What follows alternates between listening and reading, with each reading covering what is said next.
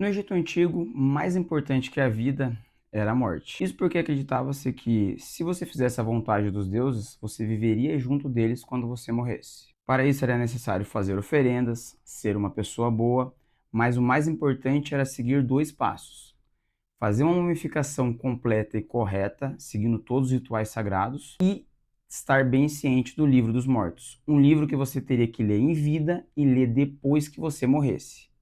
Isso mesmo. Meu nome é Jonathan, eu falo de história na internet. Vamos começar pela mumificação. A mumificação é o ponto central quando a gente fala em Egito Antigo. A múmia era um meio como os egípcios antigos encontravam de manter a pessoa sendo quem ela realmente é. Como assim?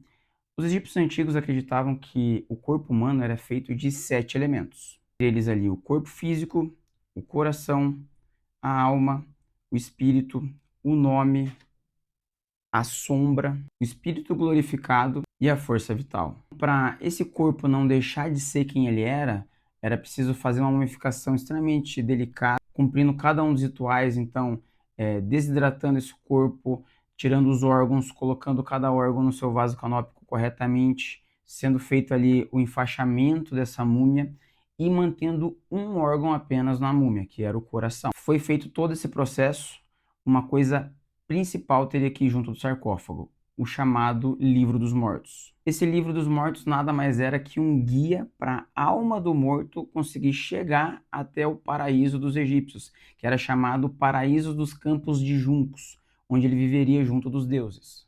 Esse livro ele vai ser chamado por diversos nomes em todo o tempo que o Egito Antigo existiu.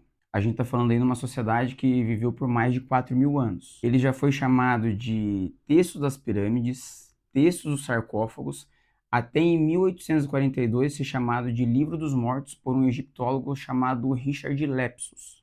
Essa foi a tradução mais interessante que ele achou. As outras traduções, elas eram bacanas, mas elas não direcionavam para o que ele realmente servia. Uma delas era o livro para andar durante o dia, e a outra era um pouco bacana também, era Encantamentos para a Ressurreição. Para a alma conseguir chegar no paraíso, ela teria que cumprir tudo o que esse livro dizia. E para exemplificar melhor, eu vou trazer aqui uma fonte histórica muito bem detalhada desse processo que chama o Papiro de Ani. Vamos começar falando primeiro quem foi Ani. Ele foi um sacerdote e também um escriba que viveu em Tebas em 1275 a.C. Esse é um alto funcionário do governo do Ramsés II. Nesse papiro, que é uma espécie de papel feito pelos egípcios antigos, é feito aquele papel feito em rolo. Ele vai ter mais ou menos 3,5 metros de comprimento e vai ter 65 encantamentos nesse papiro. Esses encantamentos também são chamados de passos para guiar essa alma até o mundo dos mortos. E nesses encantamentos eu vou destacar dois. O capítulo 125, qual ele vai ter que chegar para o deus Osíris, que é o deus do mundo dos mortos, ele vai ter que falar tudo que ele não fez quando ele era vivo, que o torna digno de entrar no mundo dos mortos. Entre as fases que ele vai falar ali, ele vai falar: eu não roubei, eu não matei, eu não fui violento, não fiz mal ao próximo, não deturpei a imagem dos deuses. Até alguns interessantes ali, como não falei mentiras, não fiz ninguém chorar, nunca me interessei por nenhuma mulher casada. E uma bem atual, inclusive aqui, nunca profanei água, ou seja, nunca desperdicei água. E vai seguir a diversas outras ali. São 42 juramentos que ele faz para mostrar que ele é digno de entrar para o mundo dos mortos. Se Osíris achar que ele foi justo, que ele não mentiu, ele vai passar para a próxima fase. Essa fase é bem interessante, que lembra que eu comentei que a múmia tinha que estar com o coração? Ele vai usar o coração nesse momento, porque ele vai estar de frente para a balança da deusa Maat, que é a deusa do equilíbrio, e de um lado da balança vai estar uma pena, que é considerado o equilíbrio ali da deusa Maat, é o símbolo dela, e do outro lado ele vai ter que colocar o coração. Se o coração dele for mais pesado que a pena, o coração dele vai ser devorado pelo monstro Amut, que é um monstro ali com cabeça de crocodilo, corpo de leão e traseiro de hipopótamo, e ele vai ser desintegrado.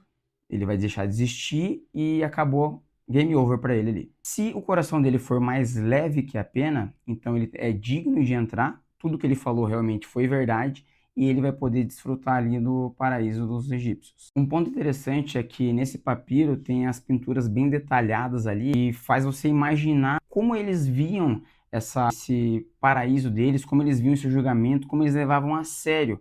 Dá para ver que eles levam bem a sério para a gente analisar o tamanho das pirâmides, coisas que existem há mais de 4.000 anos, aquelas pinturas, aquelas escritas, aqueles desenhos, aqueles simbolismos, né?